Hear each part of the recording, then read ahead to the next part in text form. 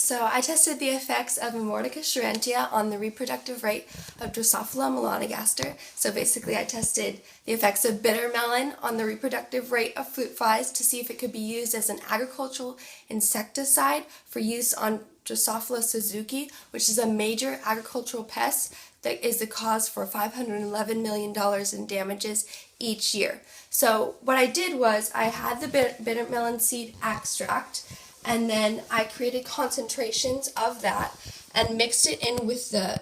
Drosophila food, and then I anesthetized and sexed the fruit flies, placing 3 males and 3 females in each vial, and then I had placed them into the vials, and after that I allowed them to reproduce for 14 days, and I did this for 3 generations. And then for the final generation, I had crosses. So basically, some of the fruit flies that had a history of bitter melon exposure were placed into control food, and the other half was continued to be placed in bitter melon food to see if, even without a generation of exposure to bitter melon, if there was still an inhibition of the reproductive rate. So basically asking, does